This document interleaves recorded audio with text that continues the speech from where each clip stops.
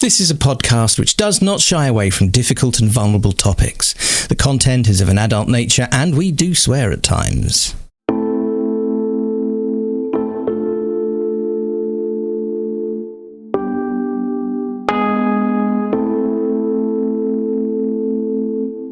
Welcome to the Autistic Licence podcast.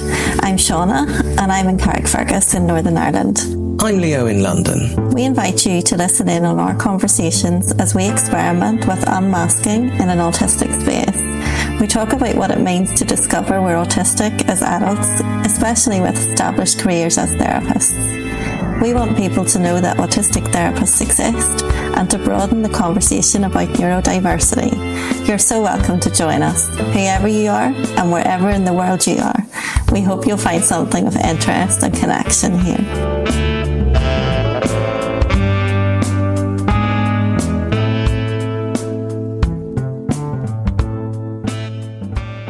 So we're recording on a Sunday, and I don't know if we've ever done that before.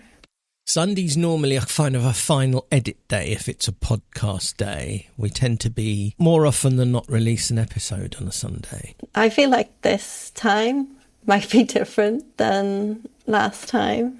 I already feel that in how I want to record and do things. What can you say a bit more about what that means? Well, I don't want to have a set time that we record. Oh, you mean generally speaking, not okay. Generally speaking. Yes, that's true. We have changed that. That then might just end up meaning that it's much more haphazard. Mm-hmm. Well, and then then I'm saying it, I'm like, oh yes, a need for novelty. That'll be ADHD. Mm-hmm. But, it's that kind of, that's just how I feel. That's driving it. I can't just settle back and, okay, we're going to maybe record every week. Just can't see it in that way.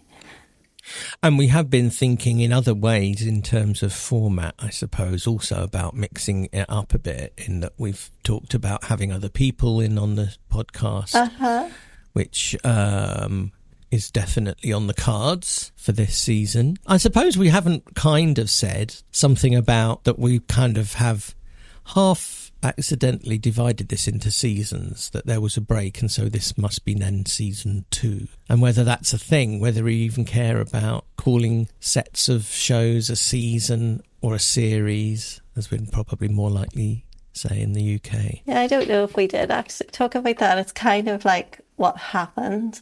But that would probably be good to consider, what's happened, or maybe just to fill in some gaps around what it was like.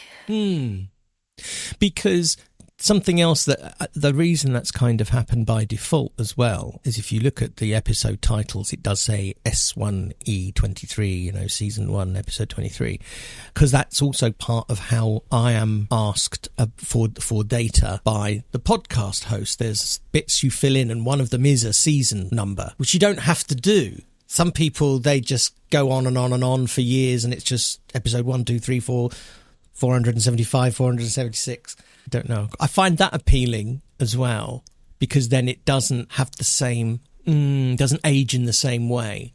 It's just a serial number. Whereas somehow once you put it into seasons, there's some kind of feeling that it might need to be listened to in order or something, which it doesn't. It totally doesn't. Start where you like. Except don't start at the start, because... Oh, yes. Yeah, that's part of the context. Go on. That's part of the context. I think it was when we were together, and we were kind of broaching, when we were together over the summer, and we were kind of broaching, are we going to record again? And at that point I was, can't be arsed for the podcast, let's never do that again. and then in order to illustrate the point, I played maybe the first or second one. I was oh, this is shite. Oh, this is so embarrassing. We need to take down the whole thing. And then that happened. And then we played another one, which I was okay with, actually. That's right. Yes. But it's I suppose it's worth saying that both of us never re-listen. Like once we release, it's gone. That's right. Yeah. And so it was a very kind of unusual or notable thing to actually listen back to something and not know what was coming up and how it would affect us. But I'd be interested in calling this series 2 because I would be interested in knowing if we sound different after a break. Having had a break. Having had a break. If I could, I would love to know if, for example, clients experience me as different in September after having a break, because I always have a long break over the summer. That's just part of how I set up my practice in order to manage and prevent burnout. Yes. And it's been like that, and it's kind of written into my contract with people. You know, we work around it, and of course it brings up stuff. But my rationale around it is that you will actually get me much more sustainably if I go and have a break, and I'm often way more exhausted than I realise by the time it gets to the summer. So I know from experience that's what I need for sustainability and to avoid proper autistic burnout, which we could define as well. I realise I'm talking about things that I've spent years working through and working through and finding ways to talk about, and I might be skipping over it. And I know you said we a lot in some of those contexts, and I want to disentangle myself from some of those comments. Oh, I'm sorry, that's completely true. It's not the same for you as it is for me. In many ways it is, but the ways in which it's not is how I do look at, say, you know, episode 1. I think that's a totally acceptable first episode of a podcast. It just doesn't sound terrible to me, doesn't make me cringe. I do notice that it's different and that we're clearly new at it and that it changes as we go along. But I have no desire for anyone not to hear it. It doesn't bother me at all. You'll take it in the context of it being a brand new thing that we were trying out. So there. I guess that I've kind of got onto that topic of burnout and what is burnout. And yes, you wanted to come back to... Yeah, it's such a key area for so many autistic people and so many people that we work with, or just autistic people. Yes. And I guess I see burnout for myself and for many people that I encounter as a chronic condition rather than just something that comes along. So it's kind of something that's just been there my entire life and it needs managed, just like a health condition. That's a really good conceptual way to look at it. I hadn't thought about it actually like that. I've probably fallen into the trap of what a lot of people think of, that it's an episodic something. And if you can avoid it, then it's not there. But you're right. It is there. And we have to manage it surfacing. For some of us, anyway. I guess I'm not going to say that for absolutely everyone. No. But I think in that way, it's often different than like workplace burnout, you know? So, you know, obviously, like most people first come across the term burnout in the context of someone, you know, working too hard and needing to take time off on stress.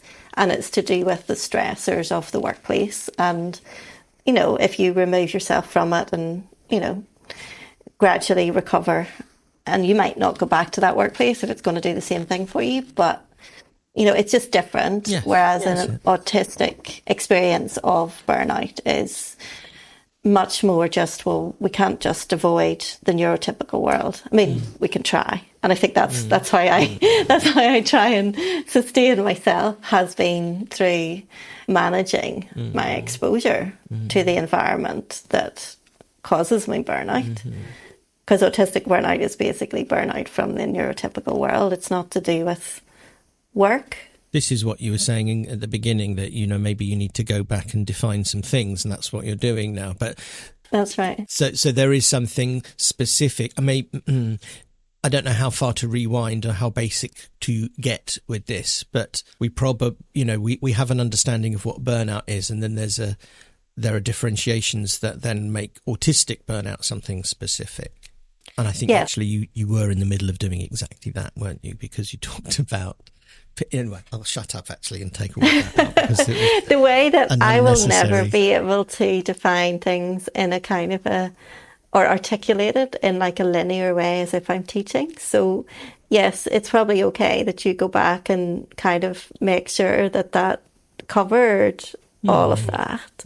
And I guess there's lots of research about burnout, and we can do links to research if we can find them. I think some of them are behind paywalls and all sorts of things. But I guess what's relevant for me in talking about not recording over the summer is that it fits with what I see as a cyclical thing that used to be not predictable just to the summer. For me, it just used to be I will burn out and then I will recover and then I will re-emerge into life and then I will, be seen and then it'll be time not to be seen and then I'll withdraw. And I've talked about that several times in different contexts on the podcast in terms of education and work and whatever else. Right.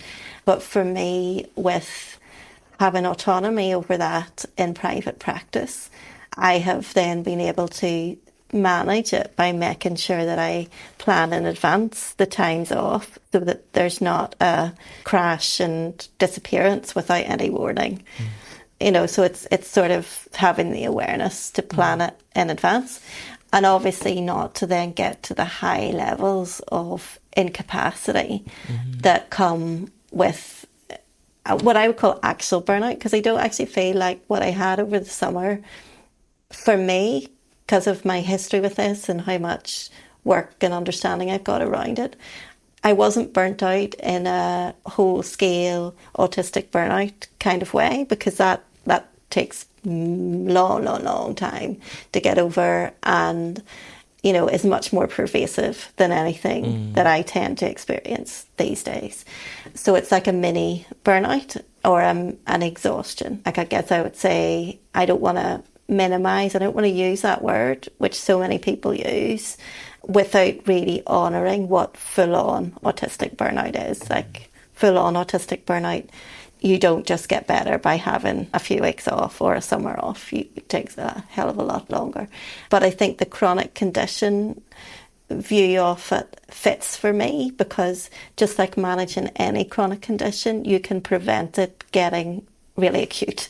And just so it's the same as with, it's like anything IBS or anything that people have, like fibromyalgia, anything as a chronic condition, there's steps you can take so that it doesn't, I know people might say, well, what do you know? My fibromyalgia just randomly. But what I noticed about a lot of chronic conditions. Yeah, but what I noticed about when you say long-term conditions or chronic conditions, the ones that you named just then actually do have something very specific in common, which they are all related. They are all ones that would utilise spoon theory in kind of describing the experience. They are all to do with unusual levels of energy, particularly low energy. Okay, yeah. It was just two random examples, but it could be anything that people take to prevent something turning into a massive long-term, inverted commas, flare, And I guess that's sort of what I do with taking prolonged time off during the summer, and also being careful about breaks during the year, is to keep myself sustainable so that I don't go into having to have long, like 6 month recovery period. Yeah, that's right. But interestingly, I think I was starting to say about the podcast, maybe I didn't want to record in advance, but I didn't know that as a specific. But then we hadn't ever done the podcast for a year yet. So that's right. Yes, I guess we don't know what the cycle is. Yeah, that would affect the summer month. It's interesting. So just a thought that just occurred to me then was, and it is partly about the language, that in the UK traditionally when you're talking about TV radio programmes, you used to say series, and the word season has come in from America, really, and the way that they schedule TV, that's just a lexicographical... Oh, God. Lexicographical? No, there's no such word. There's just a... what is the word? There must be some... I know what you're saying, though. Maybe it is that, actually. Maybe it is that. I don't know. Okay. Maybe I'll look at that later. But it's a using terminology lexion thing. or language. Exactly. It's a Yes. terminology thing. But even though we did adopt the format of calling what we were doing season 1, we didn't actually formalise between us at any point when that would run from now to now and when it would end, which is also why in the last episode of season 1, there's nothing about this is the last episode of season 1. It just evaporated for a while. But it's interesting how, though, you talking about how you do schedule, the cycle of your year, and that we didn't do that with this podcast, but it did happen organically, that season 1 did end at a point at which aligned, not coincidentally, with how you take breaks in the summer, because it was simultaneous. Mm-hmm. Well, interestingly, we stopped recording weekly, but we still kind of had some recordings to edit. Yes, we did. But we did them in a slowed down kind of way. So I think there was an episode released in July, but actually it was recorded more like end of May, beginning of June. So there wasn't like the kind of ongoing work on it. What I'm interested in, though, is that I didn't really clock that. So even though I sort of have a lot of awareness of what I'm like over the summer and what I need over the summer by this stage, because the last really big burnout I had was around 2017 when I was just leaving employment and going into private practice and self-employment, and I just started that really, really slowly because I was still in recovery.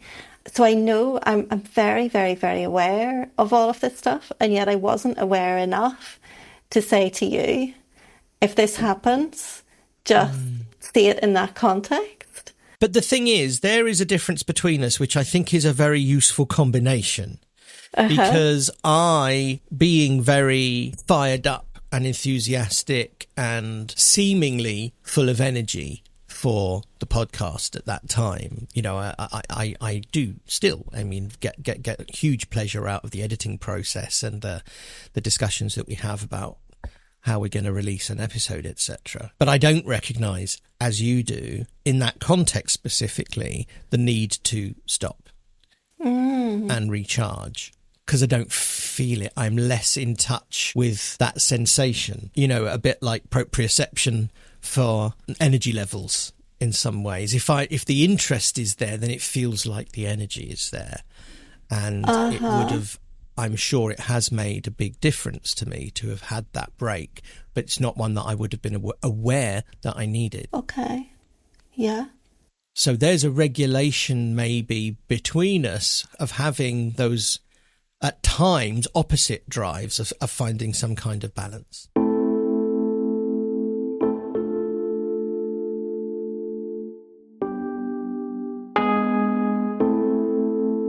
And it goes against all the advice that you will find if you look up tutorials, articles, whatever, on how to do a podcast properly.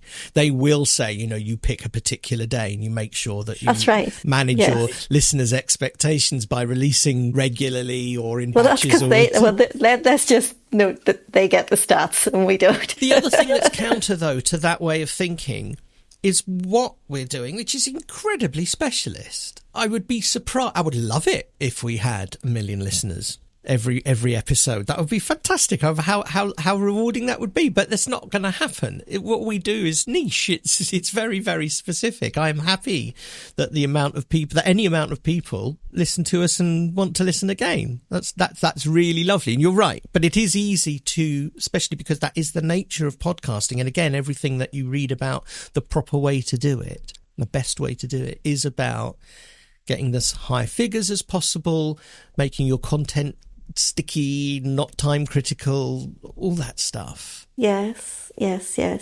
All of that, though, makes me want to really lean into, as we are doing, what it's actually like to be an autistic person authentically doing this. And we are just having a chat. Yes, we are. And that there's just no pressure on that, which we can't demand avoidance. Just like, I don't want to always be fighting my demand avoidance by doing that. So thinking then that I could have temporarily gotten into thinking that was important makes me concerned. That means that I really need to recharge. It's like being contaminated a little bit by the world, by the neurotypical world.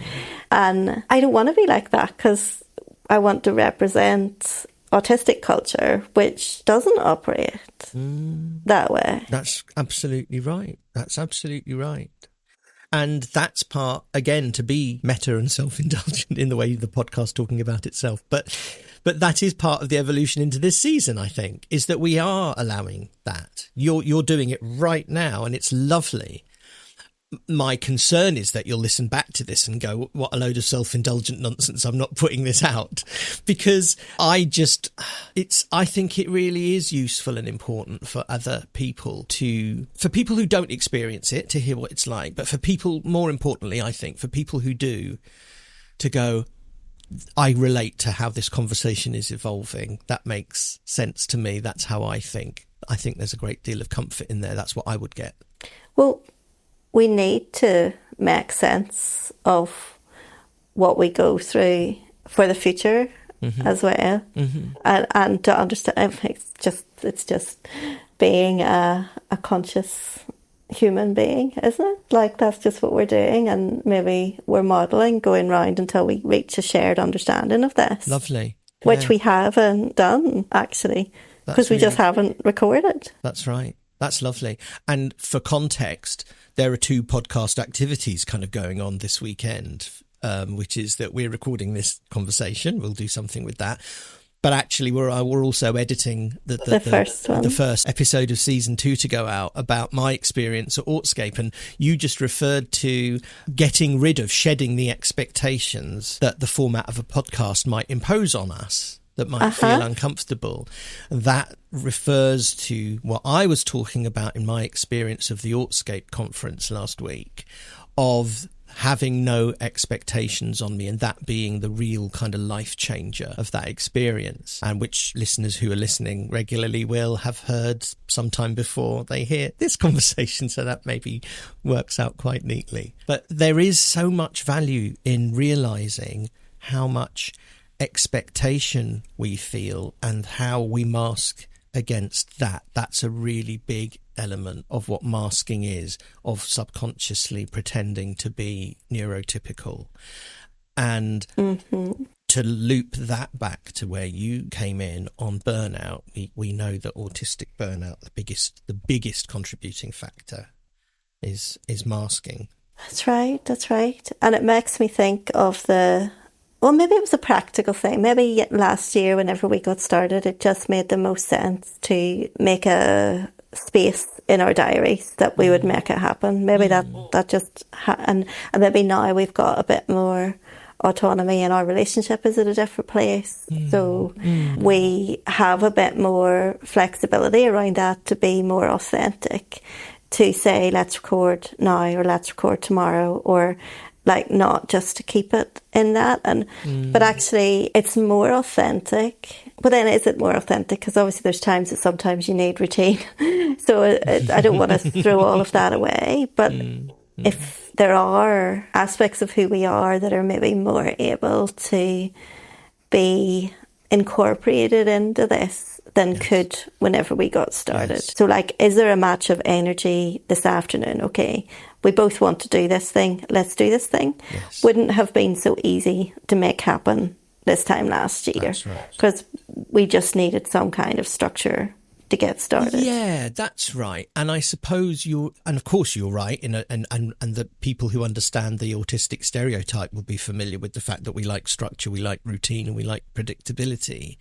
And that's fine, because if we end up with some regular timetable around aspects of this podcast, that'll be because they have naturally evolved to fit our needs. But what can happen, and I think probably what did happen, was it evolved away from our needs and into the needs of what a podcast is supposed to be. So that probably, I don't know how consciously, I imagine we did feel some kind of pressure. Oh, it's been 2 weeks, actually. There will have been an expectation that there should have been an episode out by now. We need to do something about that. Okay, yes. And probably consciously now, through this conversation and others, you know, we release ourselves from that.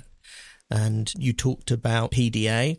And when you talk about it in yourself, you do refer to demand avoidance, but then we know that there are these lovely autistic, neurodivergent friendly alternatives to what those letters stand for, and that's what we're probably leaning into now more a desire for autonomy. There's another one and I can never remember what the second one is. Oh yeah, desire or drive. There's pervasive I guess. desire for autonomy and persistent something that are all nice. Okay, but this this takes me back to the difference between autistic demand avoidance and PDA. Two different things. And I also really, really like that, by the way. And I would like to, it doesn't have to be now, because we're having a different kind of conversation.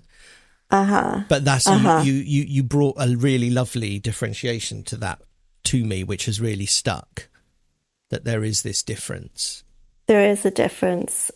And also maybe there's more of a flow between all of these definitions. I think that's what, when I consider my own, like, who am I? Like, autistic. And then I take on the ADHD. And like I said at the beginning of this, like, novelty, a desire for that, that's classic ADHD. And it coexists in the same person, of course. And in the past, they never would. I mean, even when, just before Lana was diagnosed with both autism and ADHD, the word on the street was, you'll never get a diagnosis for both. You know, it's either or. And they were two different departments. So it's not that long ago that was seen. And obviously now, as we know, it's more common than not. But I guess that even just recognising what is autism and what is autistic trauma, what is ADHD and what is ADHD trauma or distress, what is PDA and what is PDA trauma or distress, two different things each way through. So the criteria that exists for diagnosing autism largely focuses on distress and trauma symptoms, not authentic autism. Likewise for ADHD. Like, ADHD is not hyperactivity, inattention, all of that. That's not what ADHD is, you know. And likewise for the likes of PDA, I feel like pretty soon we're going to see, just like we have alternative definitions of what actually is true autism, like monotropism and things like that, you know, so, and what is true ADHD, you know, so, you know, the kind of, well, monotropism as well, but yeah, the desire for novelty and interest-driven nervous system, things like that. Like, we'll get the same for PDA, and instead of it being characterised by demand avoidance par excellence, it'll be defined by a lot of other things that won't look like PDA. And I feel like, or won't look like classic PDA, because we don't have a rounded view of what actually is this in a healthy, happy state. Then we identify ourselves through whatever resources we have at whatever time. And I wonder what it would be like if we just had templates of the actual true essence of these profiles. And I actually increasingly see it all as one big profile that is arbitrarily, you know, kind of split for certain purposes that will hopefully become defunct in years to come. But if we had all of that and we could see, well, yeah, I mean, I'm complicated. Sometimes I need like routine, and then I also I have huge needs for novelty and variety and change. And those two things are not mutually exclusive. Yes. And in this big circle, I might lean more towards that, you know, 300 days of the year, but the other 60, whatever, days of the year, I might lean more towards that.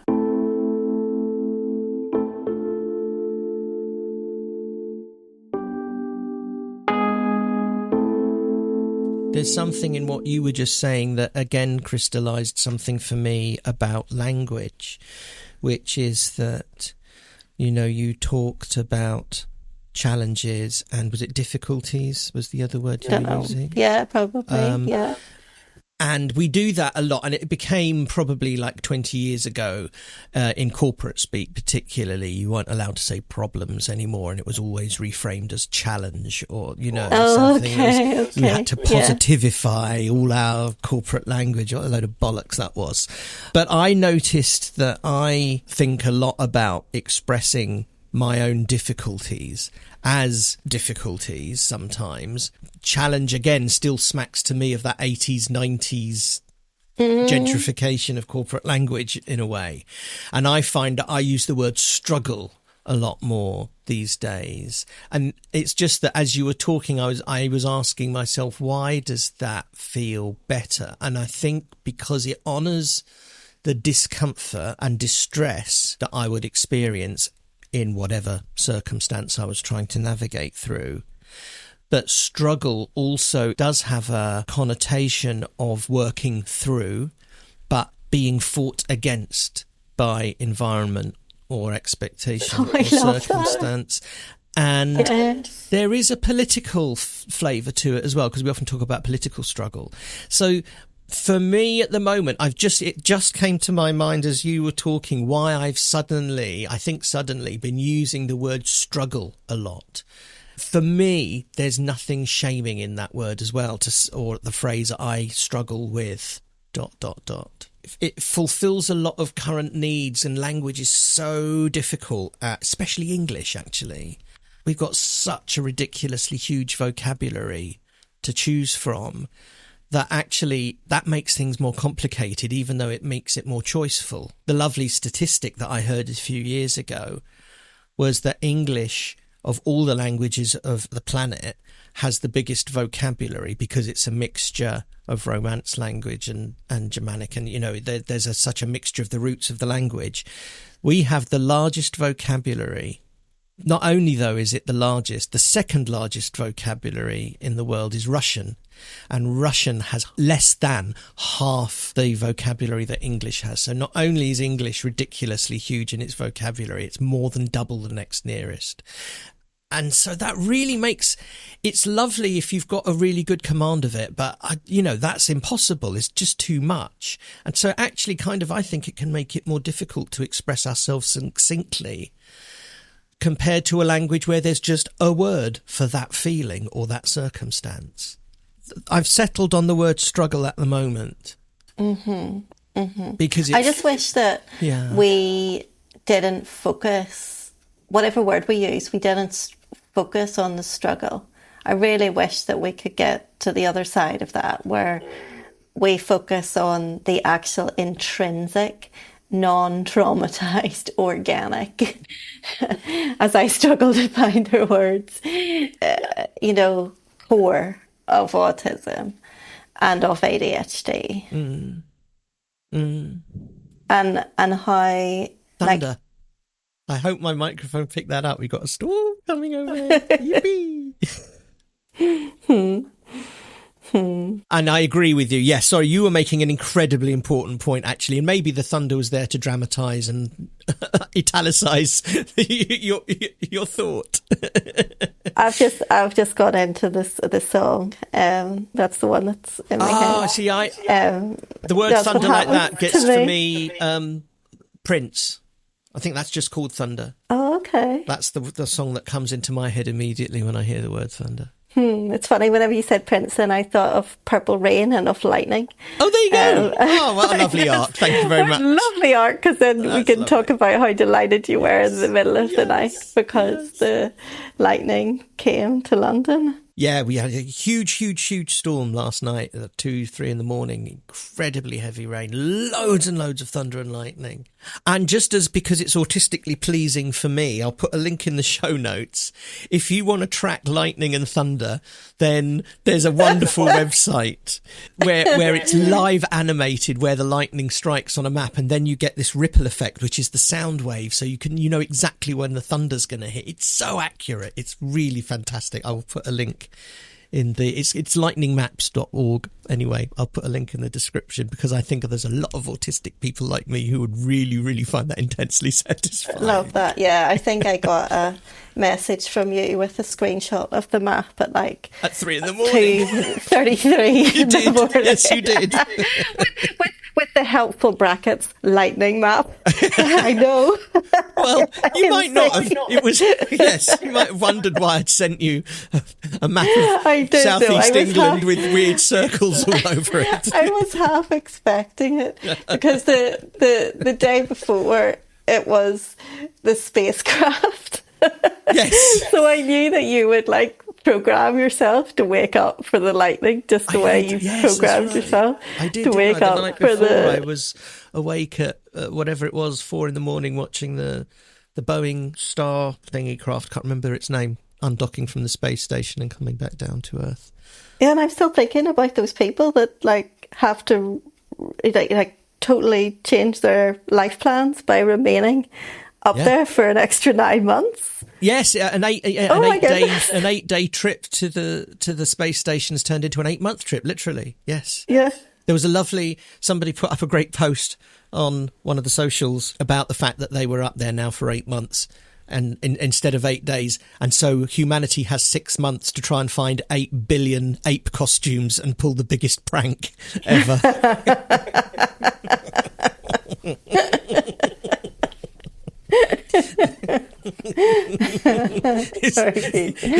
Isn't that satisfying? Oh, what a brilliant example of totally losing our way. Where the fuck were we before we went off on that one? I was talking about language because you expressed something about difficulties and challenges and then me thinking about struggles. Yeah. But for us, for everybody, and the unification of profiles and presentations of neurodivergence, I think, is what you were also saying. And also the non-traumatized versions, because theoretically it might be possible that humans might be born into this world to enlightened, autistic, friendly parents, and then the children may not actually carry as much trauma, so they may actually get to the stage of identification rather than diagnosis, and actually assessing them for the traditional signs. They're not going to hit the markers because those traditional signs are based on autistic or ADHD distress or trauma. And so you're not going to hit them. Yes. And if you don't hit them, you are still going to be autistic and ADHD. So, sooner or later, we need to be able to recognise and notice that and not just the struggles or the challenges. That's a lovely thought. And maybe this is a lovely thing to focus on and fantasize about.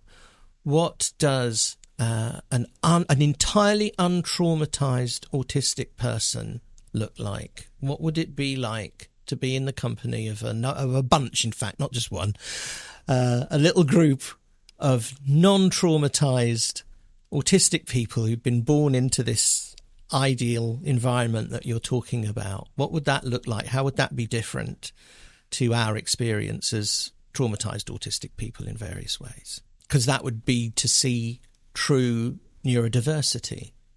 Yeah, true neurodiversity or true autisticity, because I guess we would need non-autistic people for it to be neurodiversity. I like things to be correct language. I think we might be done for this episode. I think that I have kind of worked through my issues around wanting us to be popular and people to listen to us, so that I just think, well, we might as well do it anyway. You, of course, still want people to love you. Yes, please love me. Love me. Love me, love me. It's another song. Say What's that that song? you love me. Yes. Okay, lovely listeners. Lovely Good to be with you. It's lovely to be back. And We'll speak to you soon. we will speak to you soon. Bye-bye. Bye. For those of you who have made it to the end, we want to let you know about an upcoming opportunity. We've been considering running groups for autistic people for a while, and on Monday the 7th of October we're hoping to run a one-off group meeting. This will be a pilot group to gather ideas for ongoing and future planning. We'd love you to join us to have your say. Link in the show notes.